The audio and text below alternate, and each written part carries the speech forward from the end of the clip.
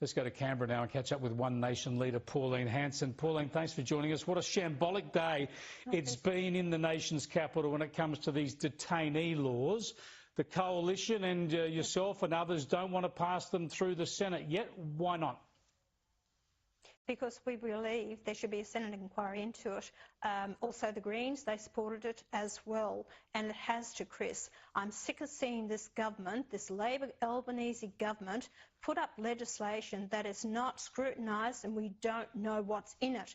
They had this legislation last Friday. We haven't seen it. You know, we get it the last minute. The opposition got it yesterday morning. They had it for 20 minutes. They pushed these bills through the Parliament without being scrutinised. So we've actually passed that there be a Senate inquiry into it, and it will have to be reported by the 7th of May and presented back into the Parliament on the first sitting day of the budget week.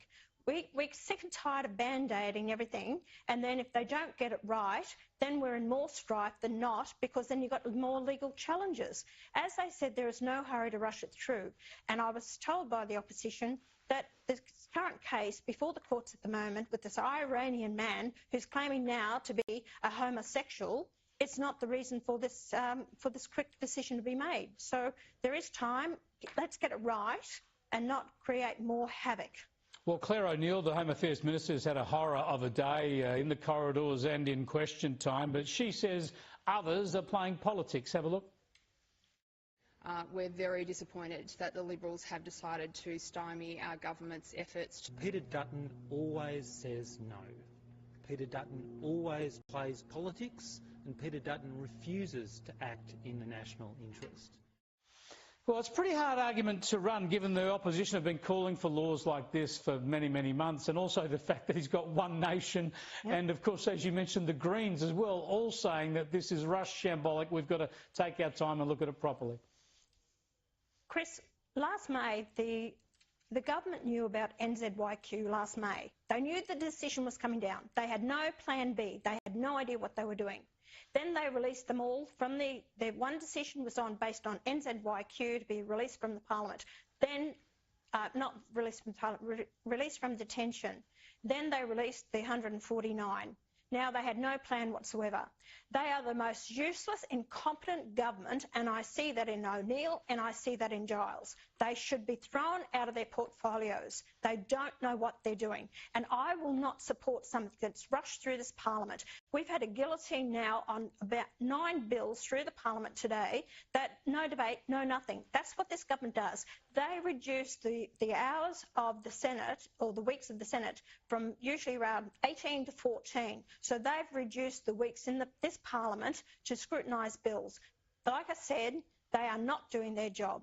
I think most fair-minded people would agree with your assessment of those two ministers. They're both absolutely floundering. But I've got to say, when you look at both major parties and both parties who have formed government in recent times, it is surprising when I know the laws get very complicated, but the basic intent of this law, that is to say, if a non-citizen has no right to be in Australia, it's an offence for them not to help in their own deportation. It's an offence for them to effectively stymie the system so they can stay here. I mean, that should have always been an offence. Why hasn't there been a law against that and a prison term on the end of that from the get-go? That's right. And see, what I put up amendment to that, they're saying between 1 to 5 years. So if they don't work with the government to help their own deportation, that's under the grounds that they have no further rights to stay in this country. They have not been found to be a refugee, have rights to stay in the country, apply to stay here, and they don't have a current visa to stay in the country. So they've made it 1 to 5 years. I said, why don't you make it 25 years? I spoke to you about this when with the detainees. I said, and now they're putting in a 5-year term, jail term, if they don't comply with it. The whole fact is, Chris, that is not a deterrent to stop people to come by boat into the country or by plane to claim refugee status or claim now I'm a homosexual, I can't go back because they'll actually kill me to my country. If you put in that you don't comply with us, then a 25-year jail term, that will deter a lot of people even coming here in the first place. Make tough sentences. Well, 5 years is nothing to these people. That's a debate that will now happen in the Senate when it reconvenes in more than a month, ready for the budget sittings. Thanks so much for joining us, Pauline. Appreciate it. Have a good Easter. Pauline Hanson there, One Nation leader, live from Canberra.